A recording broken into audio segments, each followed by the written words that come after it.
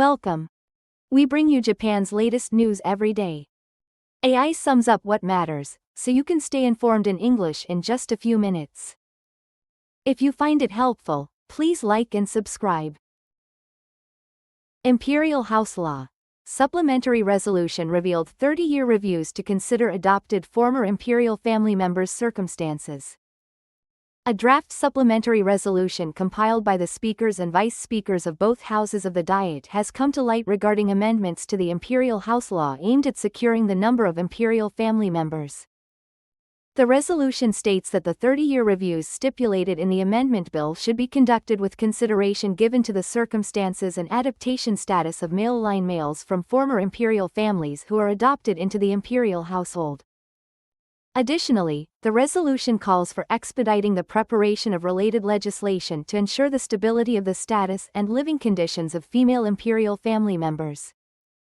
The amendment is viewed as crucial for securing stable imperial succession, and Diet deliberations going forward are drawing close attention. Government approves Imperial House Law revision to ensure adequate number of imperial family members, submits to Parliament. A revision to the Imperial House Law aimed at securing an adequate number of imperial family members was approved at an extraordinary cabinet meeting today and submitted to Parliament. The main provisions of the revision would allow female imperial family members to retain their imperial status and remain in the imperial household even after marriage. Under the current system, female imperial family members lose their imperial status if they marry a man without imperial status. The revision also includes provisions to allow male descendants of former imperial families to be adopted and acquire imperial status, which is expected to help maintain the number of imperial family members. With the decline in the current number of imperial family members becoming an issue, the government is moving forward with these institutional reforms to ensure the stable continuation of the imperial system. Parliamentary deliberations on the matter will now take place. Japan Airlines illegally received subsidies for flying car research. Japan Airlines announced that it had illegally received government subsidies related to research projects on flying cars and drones. The company inflated labor costs and used other improper means to fraudulently obtain over 280 million yen in subsidies over approximately 5 years. Following the discovery of the misconduct, Japan Airlines has decided to return the full amount of the subsidies. The company has indicated that it will work to strengthen its compliance system and prevent similar violations in the future. Regulatory Reform Council decides on recommendations to promote demonstration tests of AI-powered quadruped robots. The government's Regulatory Reform Promotion Council has decided today on recommendations regarding the promotion of demonstration tests for quadruped robots utilizing artificial intelligence. The recommendations call for clarifying the legal status of robots equipped with technology known as physical AI. Currently, such robots are restricted from operating on public roads, which has been a major obstacle to their practical implementation. The recommendations indicate a policy to promote demonstration tests on public roads while ensuring safety as a prerequisite. This is expected to expand the possibilities for robot utilization in fields such as delivery and security. Going forward, relevant government ministries will proceed with discussions on specific regulatory relaxation and the establishment of safety standards based on these recommendations. Clinical trials to begin on cross-species kidney transplant from pigs to humans at Hokkaido University Hospital and other facilities. Clinical trials to transplant a pig kidney into patients with severe kidney failure are set to begin in the year after next at Hokkaido University Hospital and other facilities. The announcement was made by a venture company spun out from Meiji University, which will use kidneys from genetically modified pigs. Currently, treatment options for kidney failure patients are limited, with dialysis therapy remaining the mainstream approach. The realization of cross-species transplants is expected to improve the quality of life for these patients. The clinical trials aim to confirm safety and effectiveness before moving toward practical application. The development is expected to draw significant attention from the medical community going forward. Birthplace of Chiba Shusaku, founder of Hokusin Itto-ryu, found in Kesennuma. Could this end the long-standing dispute? A long-standing controversy over the birthplace of Chiba Shusaku, a master swordsman from the late Edo period and founder of the Hokusin Itto-ryu school of swordsmanship, may finally be settled. Newly discovered historical documents have corroborated that Chiba Shusaku was born in present-day Kesennuma City in Miyagi Prefecture. Until now, multiple regions, including Rikusen-Takata City in Iwate Prefecture, have claimed to be his birthplace, with ongoing debate about his true origins. The documents recently found are believed to contain important records related to Chiba Shusaku's birth, which Kesennuma City is presenting as evidence. This discovery is expected to fill gaps in the history of swordsmanship during the Edo period and to have a major impact on local historical research. House Special Committee on Political Reform holds debate on seat reduction bill as opposition parties continue boycott.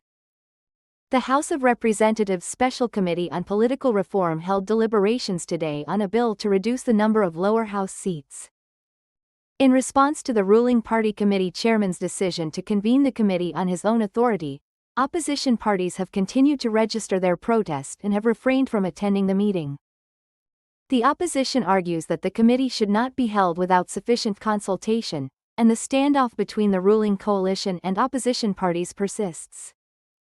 The ruling party aims to improve diet efficiency through the seat reduction, while the opposition has expressed concerns that the representativeness of the people's will would be compromised. Going forward, coordination between the ruling coalition and opposition parties over the committee's operations will be closely watched. June monthly economic report maintains gradual recovery assessment. The government released its June monthly economic report, maintaining its baseline judgment on the economy at gradual recovery, keeping the assessment unchanged from May. The report indicates that personal consumption and industrial production are showing gradual signs of improvement, while cautioning that attention is needed regarding future economic developments. It emphasizes the need to closely monitor the impact on the economy from fluctuations in crude oil prices accompanying heightened tensions in the Middle East, as well as the resulting rises in energy costs. The continued slowdown in overseas economies is also cited as an ongoing concern, with the government taking a cautious stance as it watches developments ahead.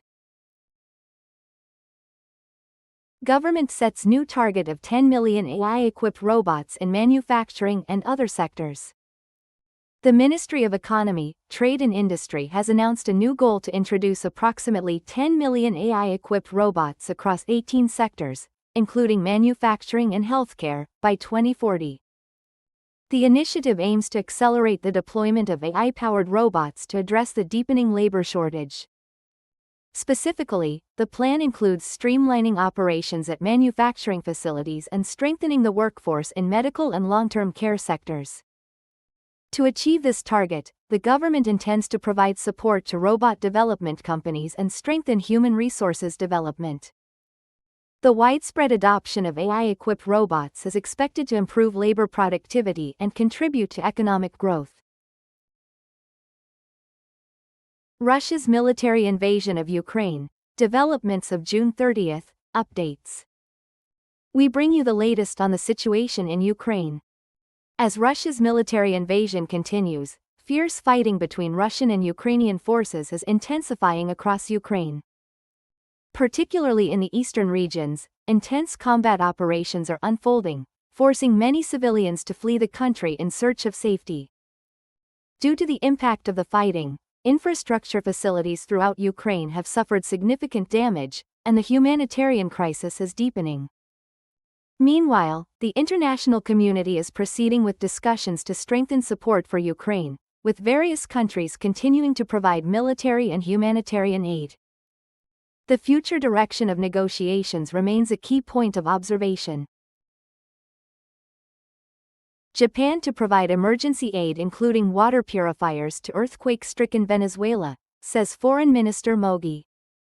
Foreign Minister Toshimitsu Mogi announced that Japan will provide emergency relief supplies to Venezuela in South America, which has suffered severe damage from an earthquake. The supplies to be provided include essential household items needed in disaster-affected areas, such as water containers and water purification equipment. Minister Mogi indicated that the government is also considering dispatching an international emergency assistance team and exploring emergency grant aid in the future. The Japanese government is pursuing a phased approach to support Venezuela, prioritizing the rescue of earthquake victims and the improvement of living conditions in affected areas. Record-breaking heat wave sweeping Europe expands to Eastern Europe as international organizations issue warnings. The effects of a record-breaking heat wave devastating Europe are now spreading to Eastern European countries. International organizations, including the World Health Organization, have issued serious warnings. Spain, Portugal, Italy, and other nations have already reported numerous deaths, with temperatures continuing to far exceed seasonal averages. Adding to the concern is a sharp increase in wildfires. Large-scale fires have erupted repeatedly in Greece and France, with firefighting efforts now in full swing. The heat wave is expected to reach Eastern Europe in full force in the coming days, and further damage is anticipated. Governments across the region are intensifying alerts for the elderly and the sick, while urging people to maintain adequate hydration and seek refuge in cool locations. Japan suffers comeback loss to Brazil, exits World Cup at round of 32. In the round of 16 knockout stage match of the Men's Soccer World Cup held in North and Central America on the afternoon of the 29th, early morning of the 30th Japan time, at Houston Stadium in the United States, Japan lost 1-2 to Brazil. Japan, which aimed for its first World Cup quarterfinal appearance or better, took the lead in the first half but could not withstand Brazil's relentless wave attacks. The five-time World Cup champions scored 2 goals in the second half to overturn the match.